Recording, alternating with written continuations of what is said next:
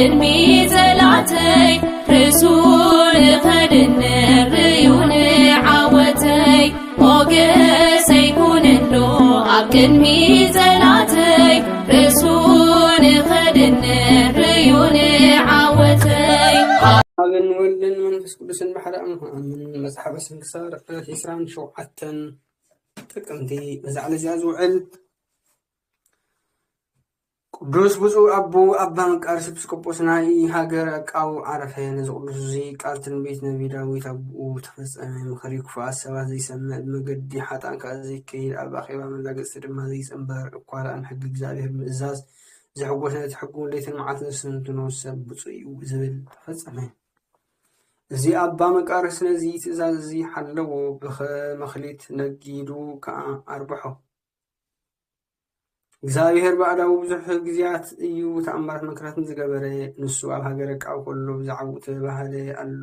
ኣብ መንበር ተቐሚጡ ከሎ ነቶም ህዝቢ ኣብ ዘዝምሁሮም ግዜ ይበኪ ነበረ። ሓደ ካብ ተማህርኡ ዝፈትዎ ኣቦይ ስለምንታይ ኢኻ ትበኪ በጀኻ ንገረኒ ኢሉ ኣምሓሎ።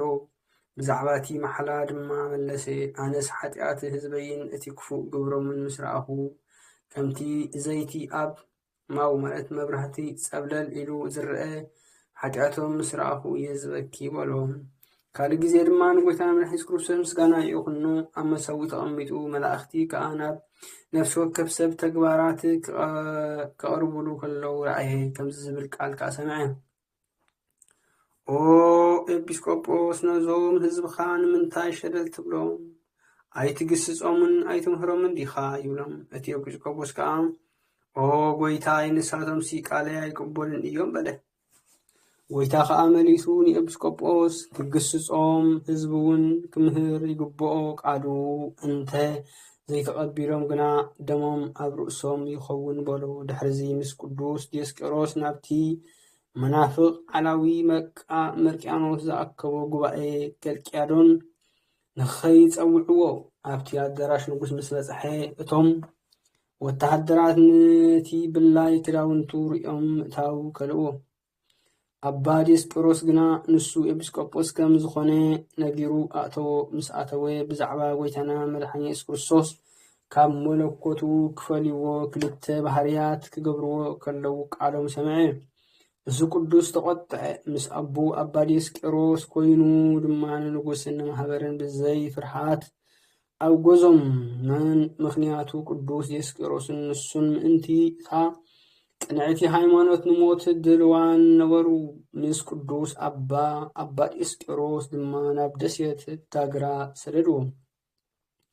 ካብኡ ኣባ ዲዮስቆሮስ ምስ ሓደ ምእመን ናብ ሃገረ እስክንድርያ ሰደዶ። ንስኻ ኣብ ሃገረ እስክንድርያ ኣኽሊል ሰማዕትነት ክትቅበል ኢኻ ኢሉ ተነብየሉ። ኣብ ሃገረ እስክንድርያ ምስ በፅሐ በታ ግዜ እቲኣ ድማ መልእኽቲ ናይቲ መናፍቃን መርቅያን ንጉስ ኣብኣ እታ ክፍእቲ ሃይማኖቱ ንክርስቶስ ክልተ ባህርያት ትገብሮ ዝተፃሕፈ በፅሐት። መርቅያን ከዓ ነቲ ልኡኽ ከምዚ ኢሉ ኣዘዞ፣ ኣብዚ መፅሓፍ እዚ ብሃይማኖትና ኣሚኑ ቅድም ዝፀሓፈ ዝፈረመ ሊቀ ጳጳስ ሸሞ በሎ።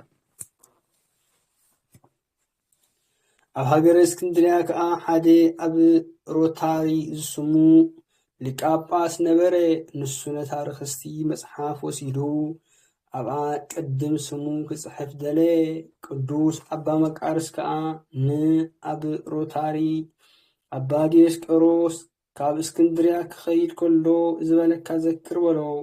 ንስኻ ብድሕረይ ኣብዛ ቤተ ክርስቲያን ሓረቓ ክትከውን ኢኻ ኢሉካ ነይሩ በሎ። በታ ግዜ እቲኣ ድማ ቃሉ ዘከረ እሞ ኣብታ ርክስቲ መፅሓፍ ክፅሕፍ ኣይደለየን።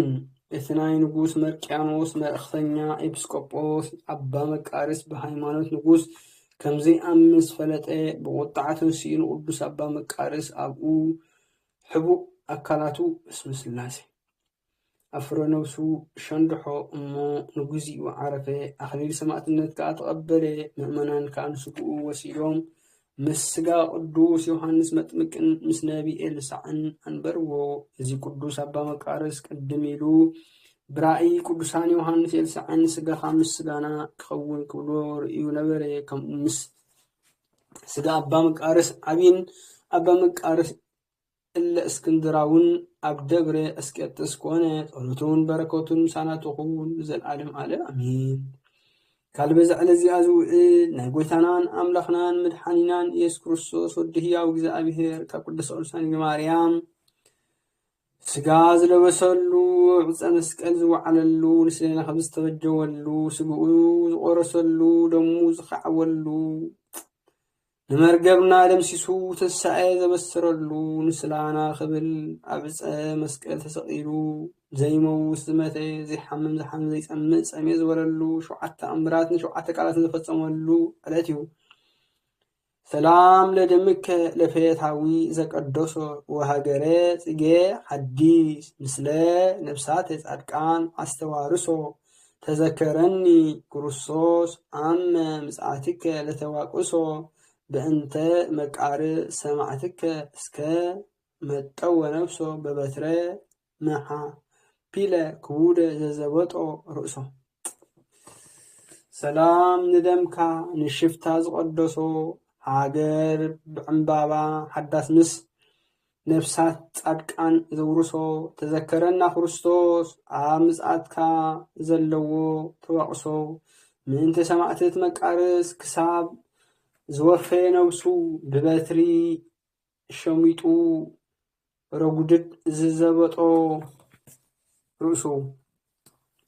ካልበዛዕ ለዚኣ ዝውዕል ንጳውሎስ ጾማዕትን ዮልዮስን ምስኦም ዝነበሩ ሰማዕትን ዘከርቶኛ በረከቶም